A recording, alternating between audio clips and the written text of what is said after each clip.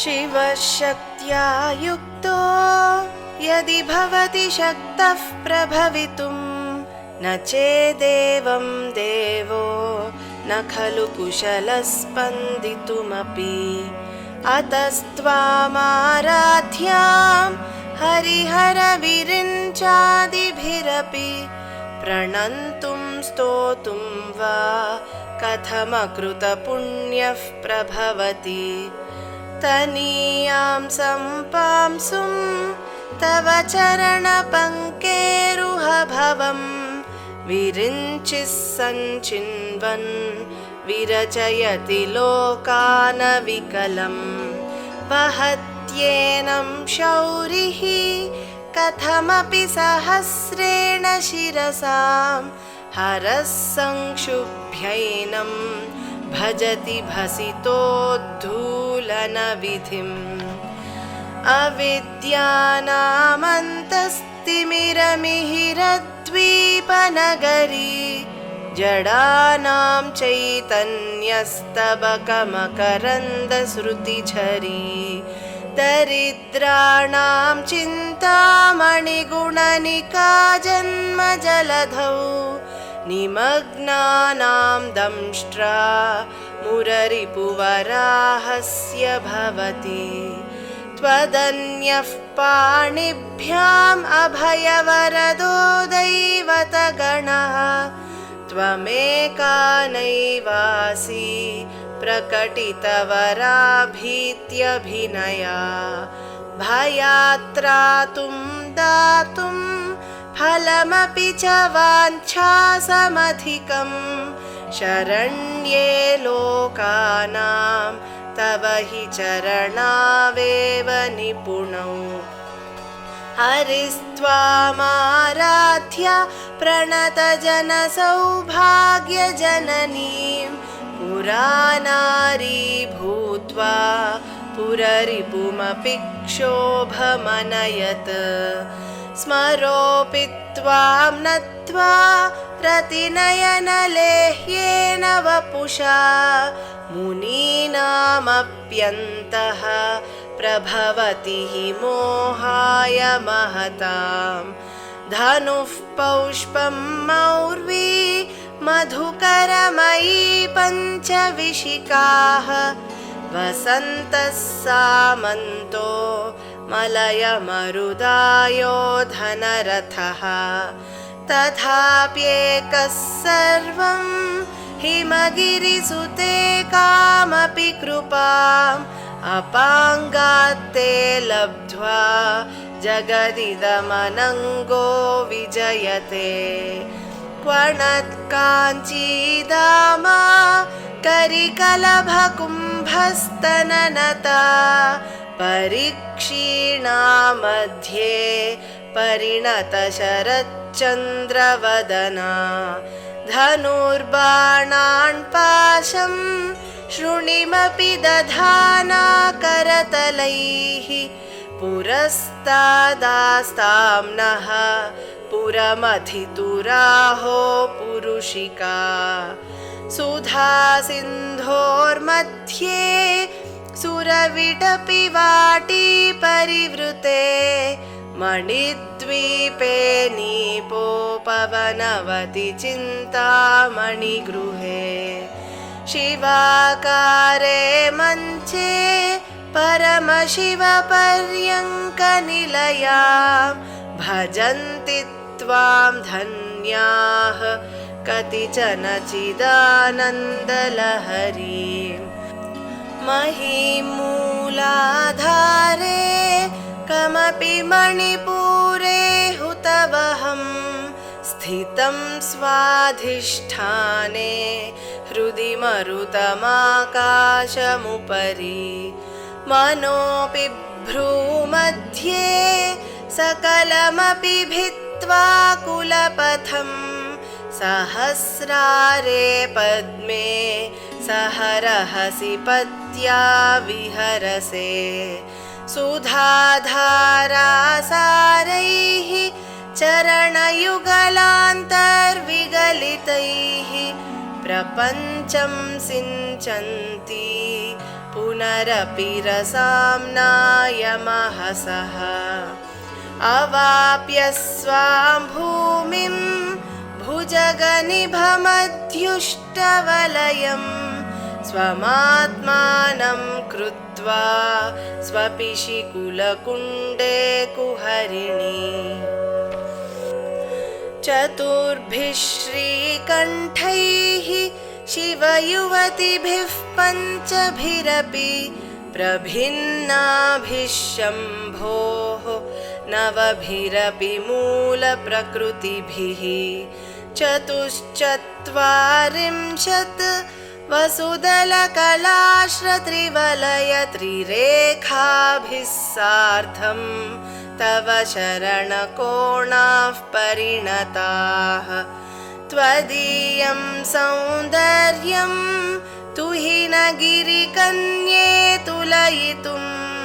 कवीन्द्राः कल्पन्ते कथमपि विरिञ्चि प्रभृतयः यदा लोकौत्सुक्यात् अमरललनायान्ति मनसा तपोभिर्दुष्प्रापाम् अपि गिरिशसायुज्य पदवीं नरं वर्षीयांसं नयनविरसं नर्मसुजडं तवापाङ्गालोके पतितमनुधावन्ति शतशः गलद्वेणीबन्धाः कुचकलशविस्रस्तसिचयाः हठात्त्रुट्यत्काञ्च्यो विगलितदुकूला युवतयः क्षितौ षट्पञ्चाशत् द्विशमधिकपञ्चाशदुदके हुताशे द्वाषष्टिः चतुरधिकपञ्चाशदनिले दिवि द्विषट्त्रिंशत् मनसि च चतुष्षष्टिरिति ये मयूखास्तेषामप्युपरि तव पादाम्बुजयुगम् शरज्योत्स्ना शुद्धां शशियुतजटाजूटमकुटां वरत्रासत्राणस्फटिकघटिका पुस्तककरां सकृन्नत्वा नत्वा कथमिव सतां सन्निदधते मधुक्षीरद्राक्षा मधुरीणाः पणितयः कवीन्द्राणां चेतः कमलवनबालातपरुचिं भजन्ते ये सन्तः कतिचिदरुणामेव भवतीं विरिञ्चि प्रेयस्याः तरुणतरशृङ्गारलहरी गभीराभिर्वाग्भिः विदधति सतां रञ्जनममी सवित्रीभिर्वाचां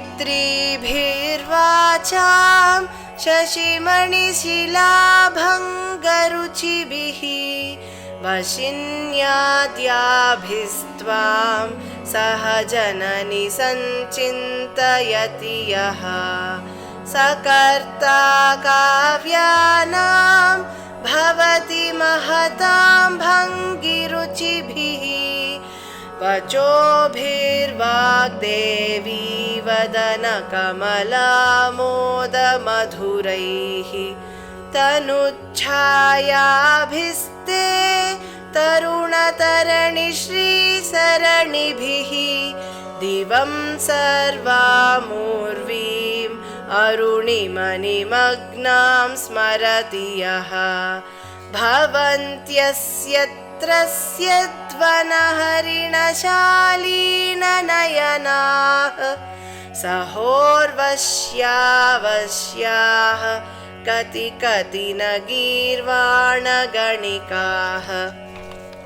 मुखं बिन्दुं कृत्वा कुचयुगमधस्तस्य तदधो हरार्धं ध्यायेद्यो हरमहिषिते मन्मथकलाम् स सद्यः संक्षोभं नयति वनिता इत्यतिलघु त्रिलोकीमप्याशु भ्रमयति रवीन्दुस्तनयुगाम् किरन्तीमङ्गेभ्यः किरणनिकुरुम्बामृतरसं हृदि त्वामाधत्ते हिमकरशिलामूर्तिमिव यः ससर्पाणां दर्पं शमयति शकुन्ताधिप इव ज्वरप्लुष्टान् दृष्ट्या सुखयति सुधाधारसिरया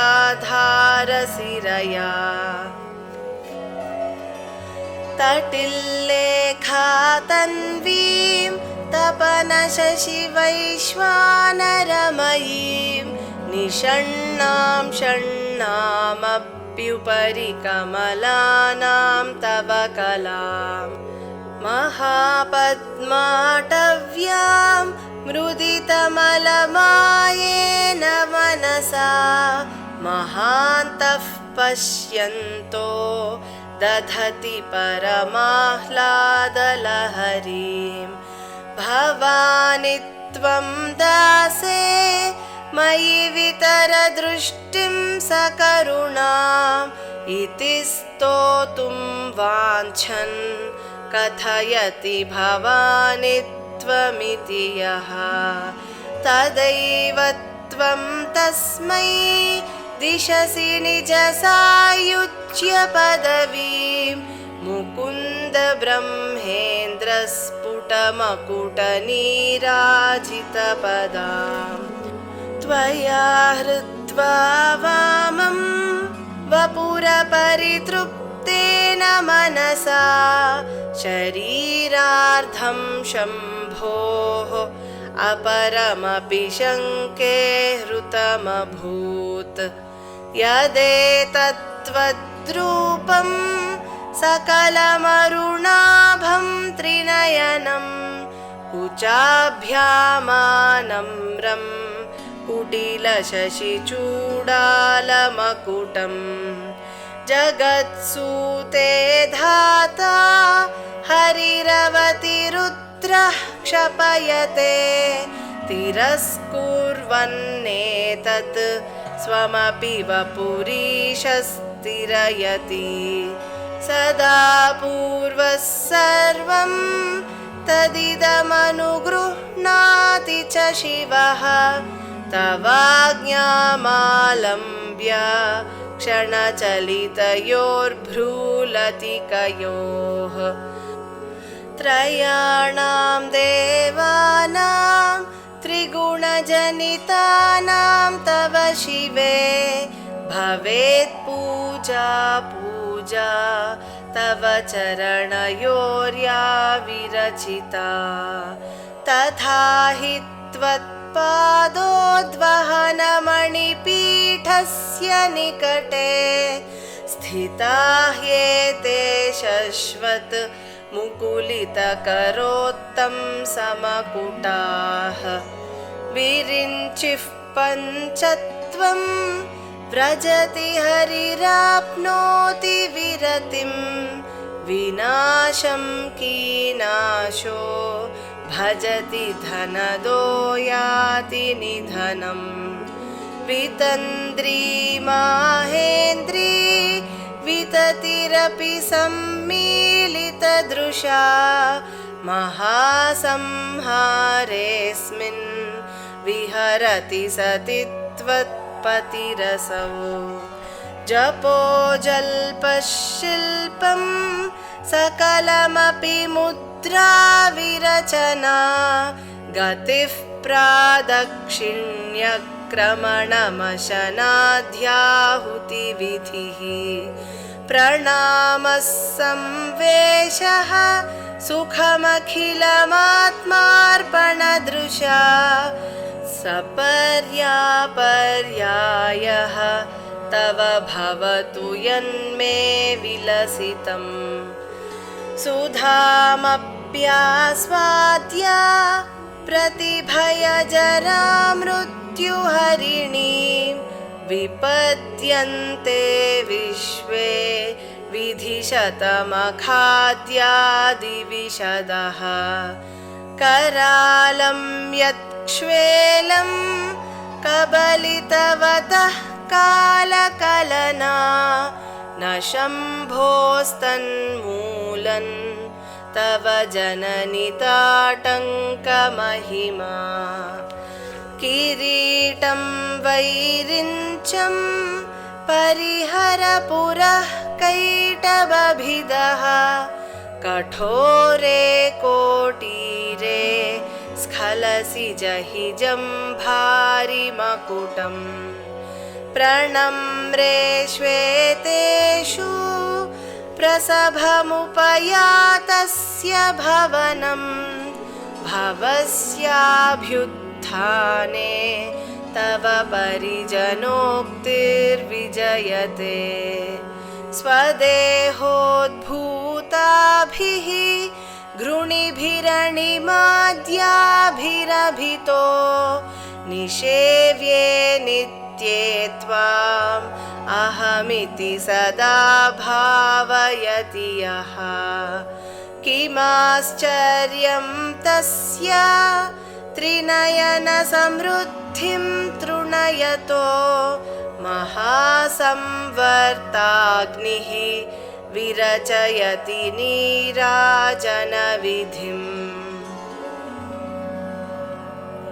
चतुष्षष्ट्या तन्त्रैः सकलमभिसन्धाय भुवनं स्थितस्तत्तत्सिद्धिप्रसवपरतन्त्रैः पशुपतिः पुनस्त्वन्निर्बन्धात् अखिलपुरुषार्थैकघटना स्वतन्त्रं ते तन्त्रं क्षितितलमवातीतरदिदम् शिवशक्तिः कामः क्षितिरधरविश्चितकिरणः स्मरोऽहं सशक्रः तदनु च परामारहरयः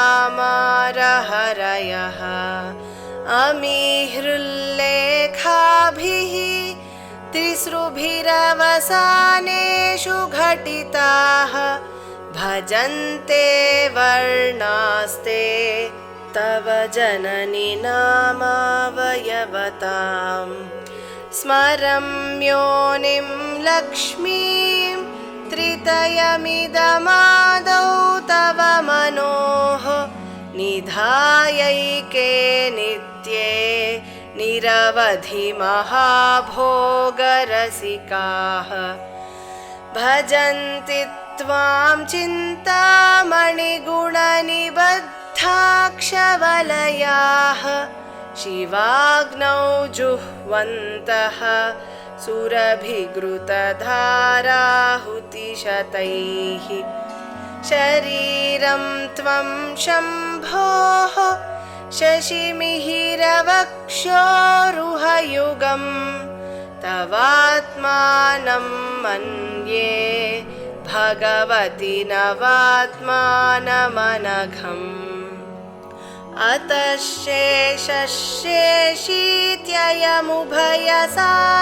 शेषशेषीत्ययमुभयसाधारणतया स्थितः सम्बन्धो वां समरसपरानन्दपरयोः मनस्त्वं व्योमत्वं मरुदसि मरुत्सारथिरसि त्वमापस्त्वं भूमिः त्वयि परिणतायां नहि परम् त्वमेव स्वात्मानं परिणमयितुं विश्ववपुषा चिदानन्दाकारं शिवयुवति भावेन बिभृशे तवाज्ञाचक्रस्थं तपनशशिकोटिद्युतिधरं परं शम्भुं वन्दे परिमिलितपार्श्वं परचिता यमाराध्यन् भक्त्या रविशशिशुचीनामविषये निरालोके लोके निवसति हि भालोकभुवने विशुद्धौ ते शुद्धस्फटिकविशदं व्योमजनकं शिवं सेवे देवीम् अपि शिवसमानव्यवसितां ययोः कान्त्या यान्त्याः शशिकिरणसारूप्यसरणेः विधूतान्तर्ध्वान्ता विलसति चकोरीव जगति समुन्मीलत्संवित् कमलमकरन्दैकरसिकं भजेऽहं सद्वन्द्वं किमपि महतां मानसचरम्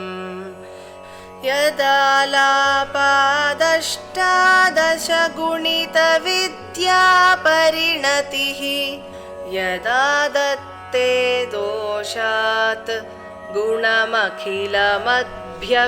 पय इव तव स्वाधिष्ठाने हुतवहमधिष्ठाय निरतं तमीडे संवर्तं जननी महतीं तां च समयां यदा लोके लोकान् दहति महति क्रोधकलिते दयार्द्राया दृष्टिः शिशिरमुपचारं रचयति तटित्वन्तं शक्त्या तिमिरपरिपन्थिस्फुरणया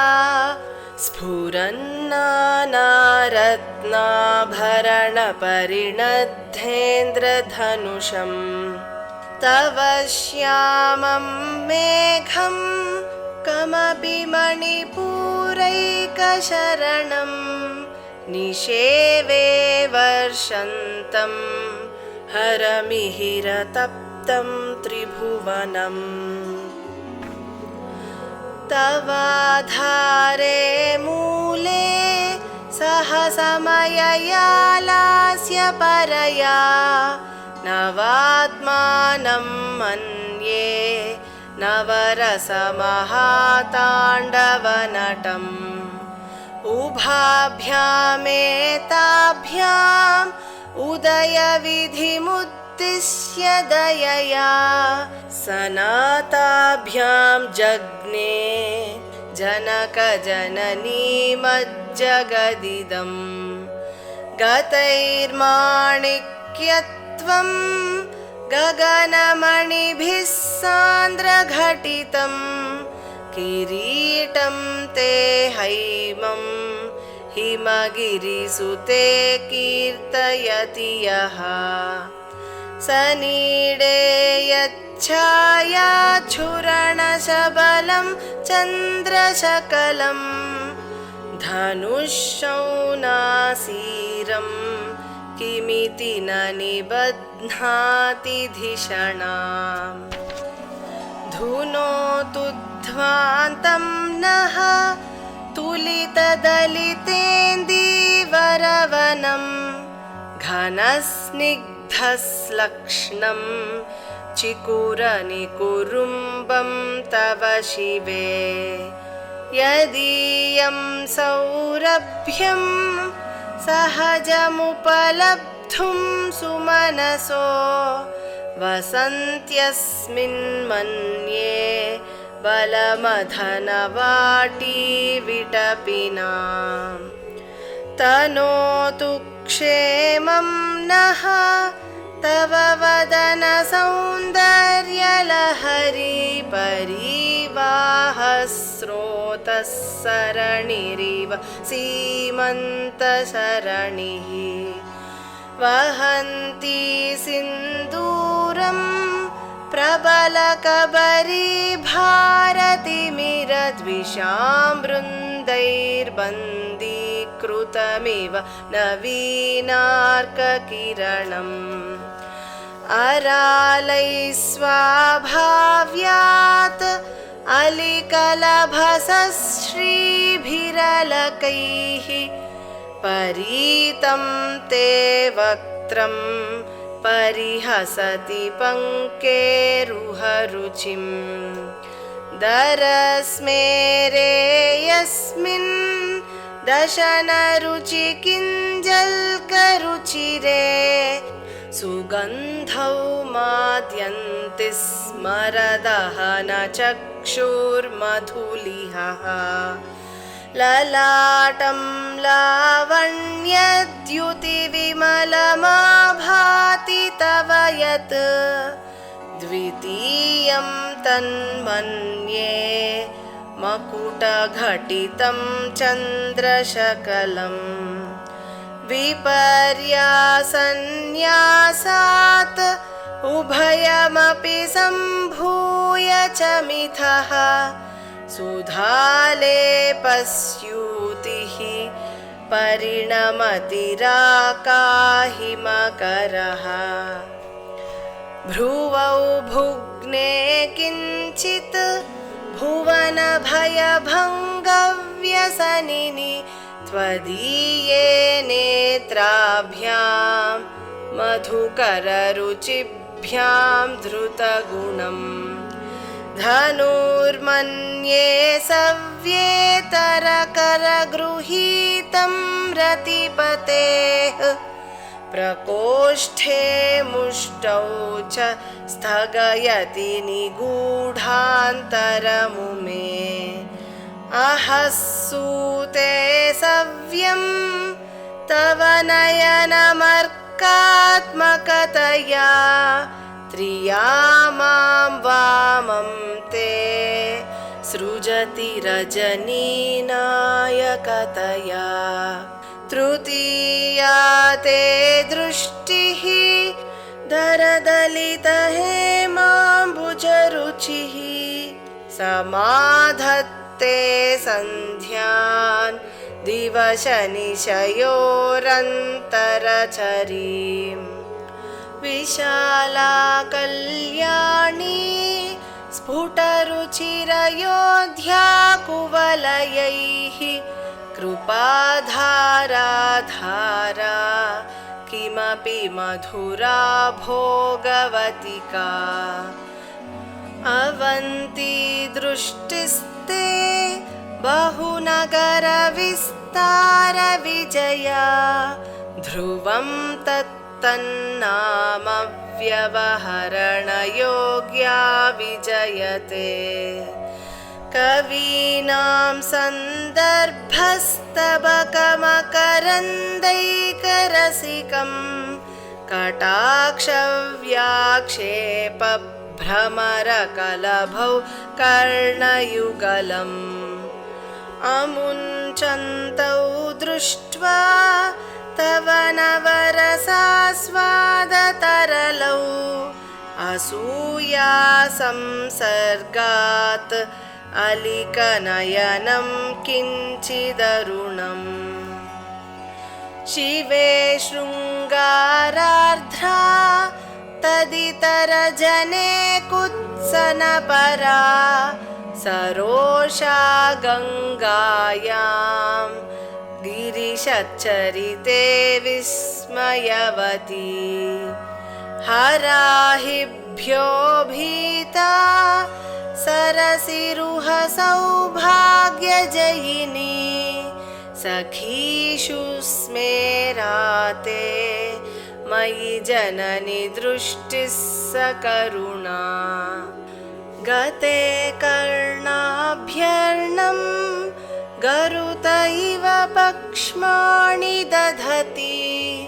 पुराम्भेतुश्चित्तप्रशमरसविद्रावणफले इमे नेत्रे गोत्राधरपतिकुलोत्तं सकलिके तवाकर्णाकृष्टस्मरशरविलासं कलयतः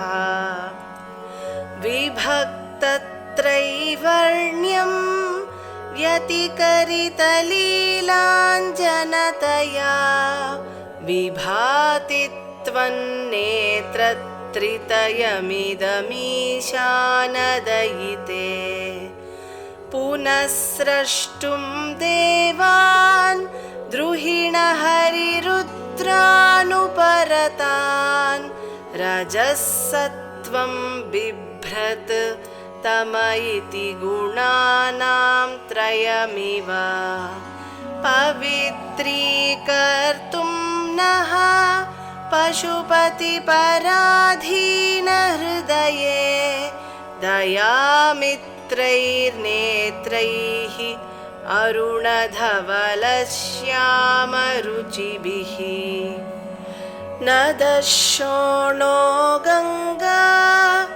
तपनतनयेति ध्रुवममुं त्रयाणां तीर्थानाम् उपनयसि सम्भेदमनघम्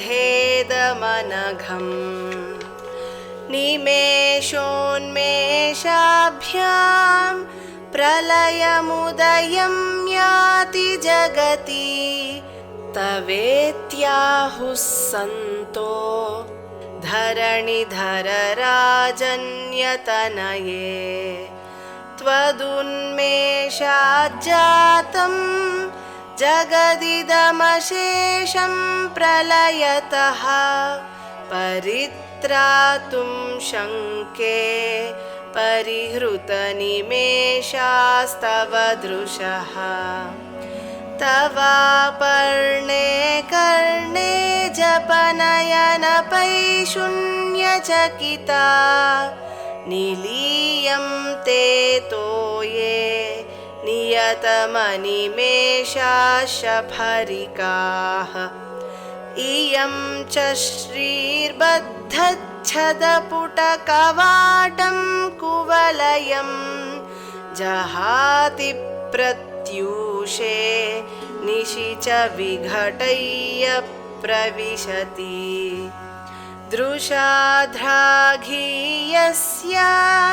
दरदलितनीलोत्पलरुचा दवीयां संदीनं स्नपय कृपया मामपि शिवे अनेनायं धन्यो भवति न च ते हानिर्यता वने वा हर्म्ये वा समकरनिपातो हिमकरः अरालं ते पालीयुगलमगराजन्यतनये न केषामाधत्ते कुसुमशरकोदण्डकुतुकम् तिरश्चीनो यत्र श्रवणपथमुल्लङ्घ्य विलसन् अपाङ्गव्यासङ्गो दिशति सरसन्धानधिषणाम्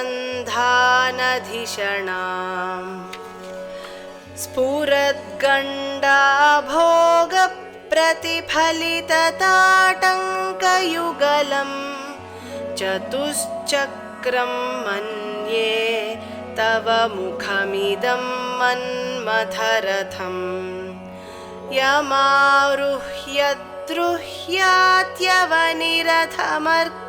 यमारुह्यद्रुह्यात्यवनिरथमर्केन्दुचरणं महावीरो मारः प्रमथपतये सज्जितवते सरस्वत्या सूक्तिः अमृतलहरी कौशलहरिः पिबन्त्या शर्वाणि श्रवणचुलुकाभ्यामविरलम् चमत्कारश्लाघाचलितशिरसः कुण्डलगणो झणत्कारैस्तारैः प्रतिवचनमाचष्ट इव ते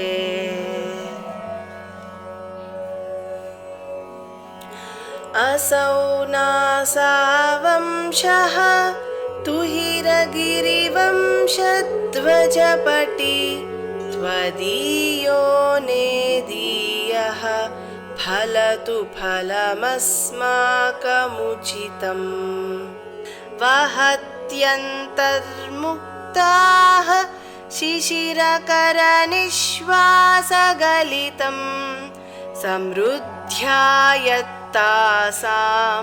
बहिरपि च मुक्तामणिधरः प्रकृत्या रक्तायाः तव सुदतिदन्तच्छदरुचेः प्रवक्ष्ये सादृश्यं जनयतु फलं विद्रुमलता न बिम्बं तद्बिम्बप्रतिफलनरागादरुणितं तुलामध्यारोढुं कथमिव विलज्जेत कलया स्मितज्योत्स्नाजालं तव वदनचन्द्रस्य पिबतां चकोराणामासीत् अतिरसतया चञ्चुजडिमा अतस्ते शीतांशोः अमृतलहरीमाम्लरुचयः पिबन्ति स्वच्छन्दं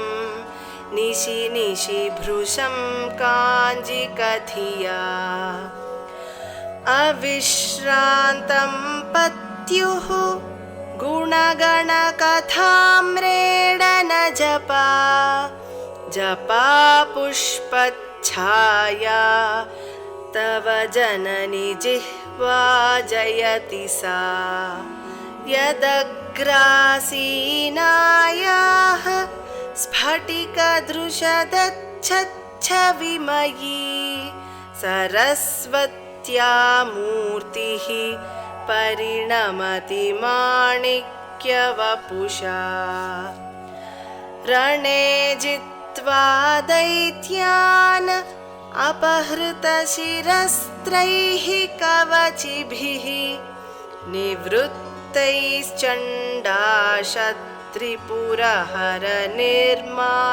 निवृत्तैश्चण्डाशत्रिपुरहरनिर्माल्यविमुखैः विशाखेन्द्रोपेन्द्रैः शशिविशदकर्पूरशकला विलीयन्ते मातः तव वदनताम्बूलकबलाः विपञ्च्या गायन्ती विविधमपदानं पशुपतेः त्वयारब्धे वक्तुं चलितशिरसा साधुवचने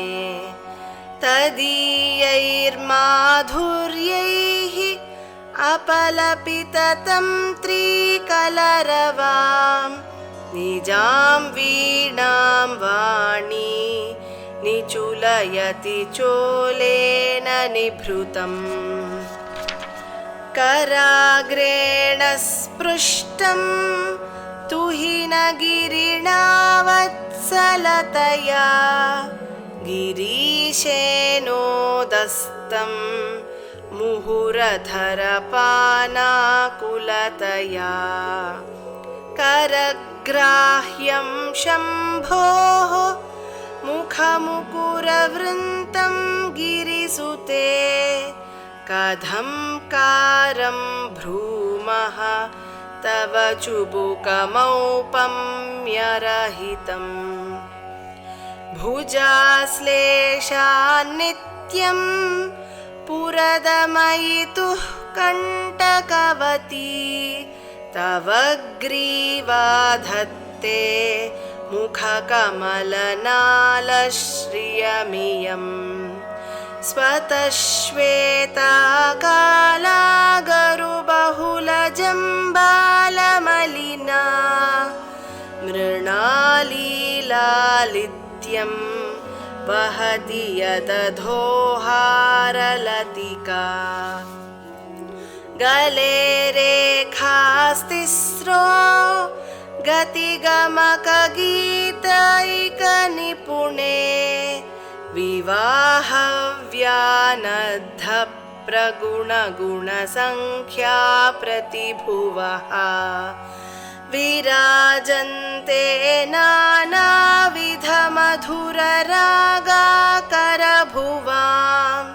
त्रयाणां ग्रामाणां स्थितिनियमसीमान इव ते मृणालीमृद्वीनां तव भुजलतानां चतसृणां चतुर्भिः सौन्दर्यं सरसिजभवस्तौति वदनैः नखेभ्यः सन्त्रस्यन् प्रथममथनादन्धकरिपोः चतुर्णां शीर्षाणां सममभयहस्तार्पणधिया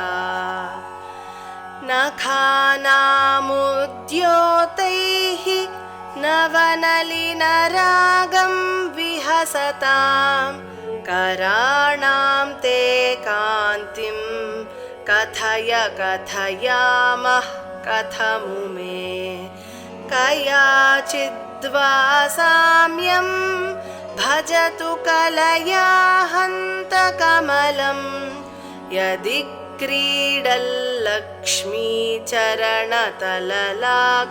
क्रीडल्लक्ष्मीचरणतललाक्षारसचणम् समं देवि स्कन्दद्विपवदनपीतं स्तनयुगं तवेदं नः खेदं हरतु सततं प्रस्नुतमुखम्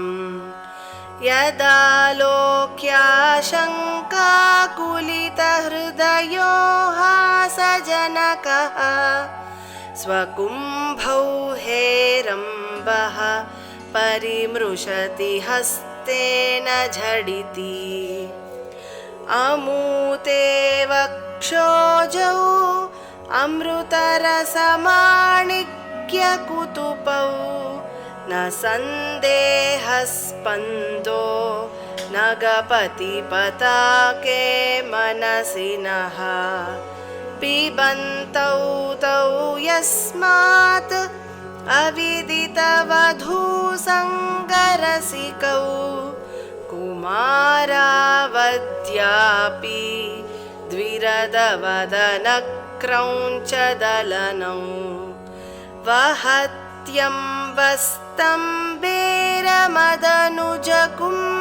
वहत्यम्बस्तम्बेरमदनुजकुम्भप्रकृतिभिः समारब्धां मुक्तामणिभिरमलां हारलतिकां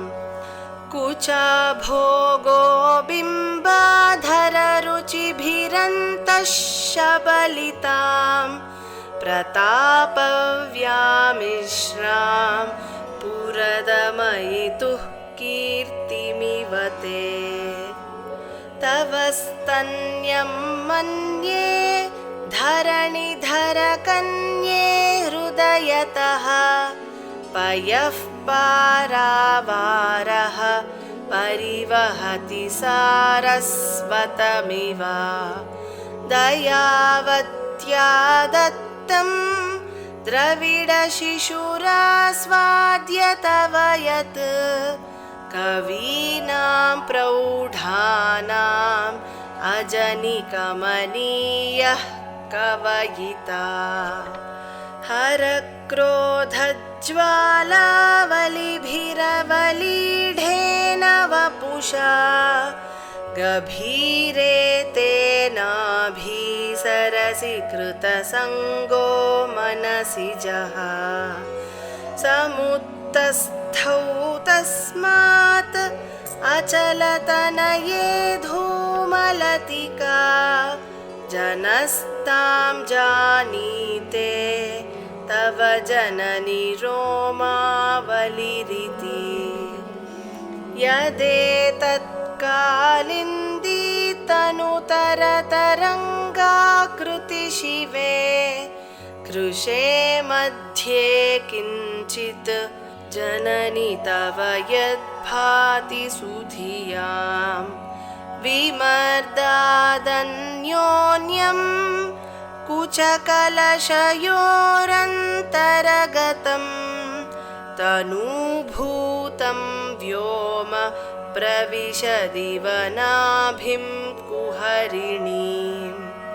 स्थिरो गङ्गावर्तः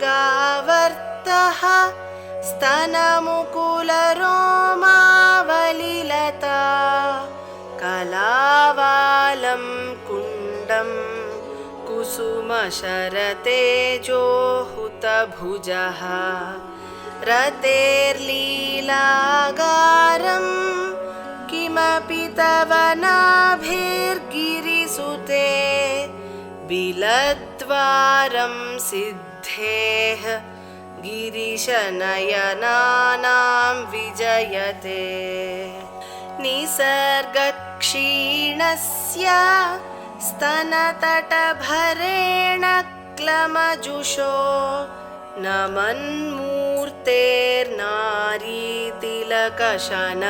नमन्मूर्तेर्नारीतिलकशनकैस्तृट्यत इव चिरं ते मध्यस्य त्रुटिततटिनीतीरतरुणा समावस्थास्थेम्नो भवतु कुशलं शैलतनये कुचौ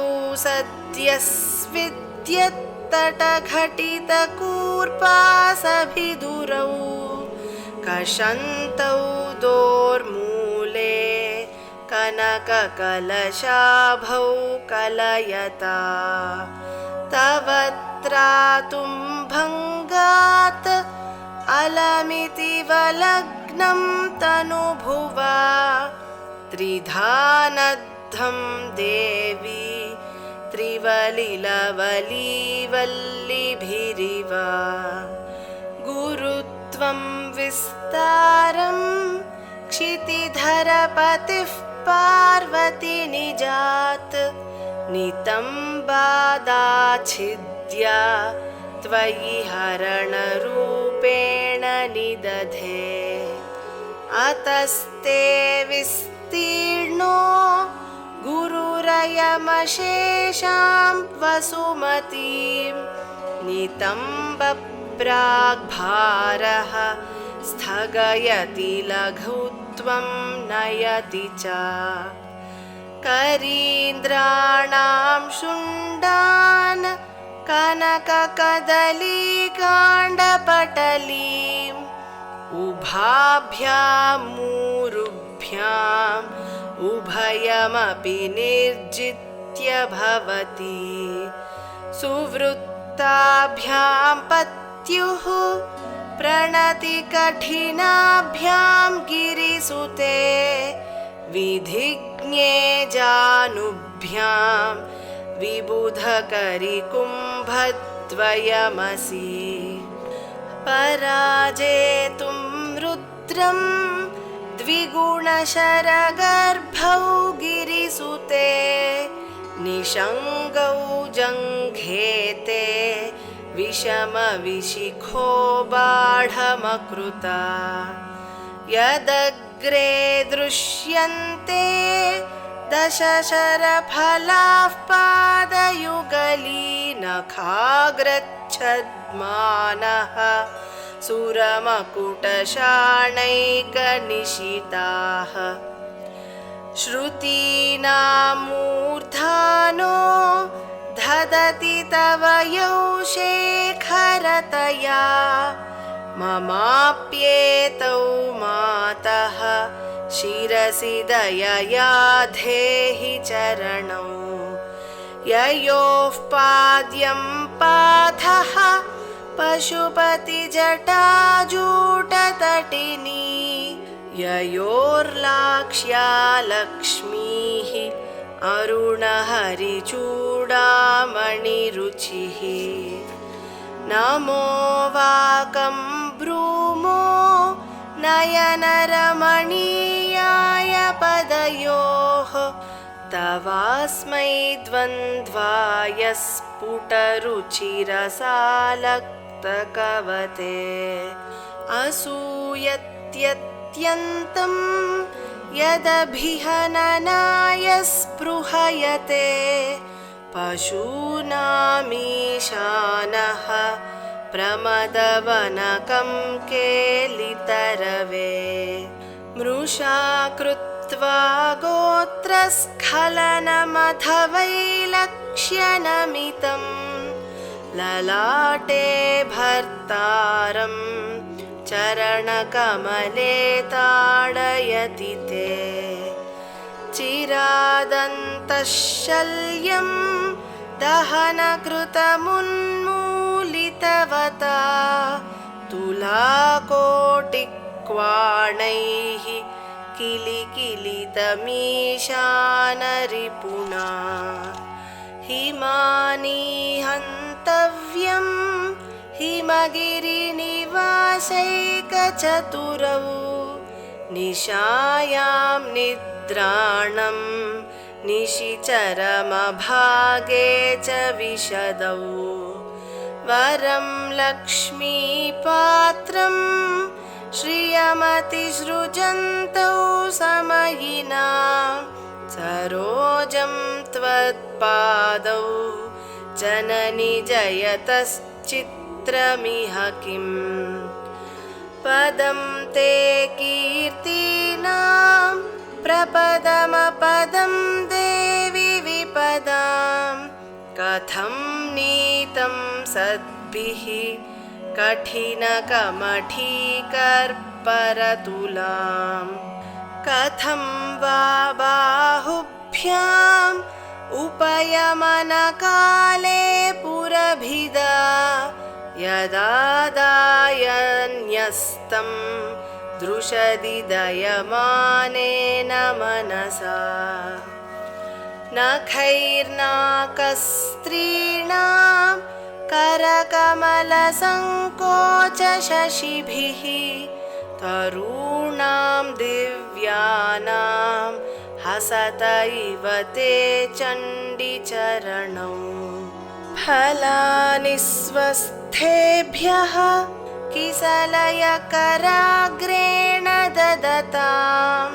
दरिद्रेभ्यो भद्रां श्रियमनिशमह्नाय ददतौ ददाने दीनेभ्यः श्रियमनिशमाशानुसदृशीम् अमन्दं सौन्दर्यप्रकरमकरन्दं विकिरति तवास्मिन् मन्दारस्तबकशुभगे यातु चरणे निमज्जन्मज्जीवः करणचरणषट्चरणताम् पदन्यासक्रीडा परिचयमिवारब्धु मनसः स्खलन्तस्ते खेलं भवनकलहं सा न जहति अतस्तेषां शिक्षां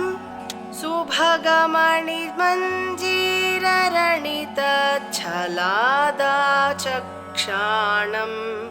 चरणकमलं चारुचरिते गतास्ते मञ्चत्वं द्रुहिणहरिरुद्रेश्वरभृतः शिवस्वच्छच्छाया घटित कपटप्रच्छदपटः त्वदीयानां भासां प्रतिफलनरागारुणतया शरीरी शृङ्गारो रस इव दृशां दोग्धिकुतुकम् अरालाकेशेषु प्रकृतिसरला मन्दहसिते शिरीशाभाचित्ते दृशदुपलशोभाकुचतटे भृशं तन्वी मध्ये पृथुररसिजारोहविषये जगत्त्रातुं शम्भोः जयति करुणा काचिदरुणा कलङ्कः कस्तूरी रजनिकरबिम्बं जलमयं कलाभिः कर्पूरैः मरकतकरण्डं निबिडितम् अतस्त्वग्भोगेन प्रतिदिनमिदं रिक्तकुहरं विधिर्भूयो भूयो निबिडयति नूनं तव कृते पुरारातेरन्तः पुरमसि ततश्च्वच्छरणयोः सपर्यामर्यादा तरलकरणानामसुलभा तथा ह्येते नीताः शतमखमुखा सिद्धिमतुलां तव द्वारोपान्तस्थितिभिरणिमाद्याभिरमराः कलत्रं वैधात्रं कति कति भजन्ते न कवयः श्रियो देव्याः को वा न भवति पतिः कैरपि धनैः महादेवं हित्वा तव सति सतीनामचरमे कुचाभ्यामासङ्गः कुरवकतरोरप्यसुलभः गिरामाहुर्देवीं द्रुहिणगृहिणीमागमविदो हरेः पत्नीं पद्मां हरसहचरीमद्रितनयां तुरीया कापि त्वं दुरधिगमनिस्सीममहिमा महामाया विश्वं भ्रमयसि परब्रह्ममहिषी कदा काले मातः कथय कलितालक्तकरसं पिबेयं विद्यार्थी तव चरणनिर्णेजनजलं प्रकृत्या मूकानाम् अपि च कविताकारणतया कदा धत्ते वाणी मुखकमलताम्बूलरसतां सरस्वत्या लक्ष्म्या विधिहरिसपत्नो विहरते रतेः पातिव्रत्यं शिथिलयति रम्येण वपुषा चिरं जीवन्नेव क्षपितपशुपाशव्यतिकरः परानन्दाभिक्यं रसयति रसं त्वद्भजनवान् प्रदीपज्वालाभिः दिवसकरनीराजनविधिः सुधासूतेश्चन्द्रोपलजललवैरघ्यरचना स्वकीयैरम्भोभिः सलिलनिधिसौहित्यैर्विभूषितः नित्यकरणं त्वदीयाभिर्वाग्भिः तव जननि वाचां स्तुतिरियम् इति सौन्दर्यलहरी सम्पूर्णा।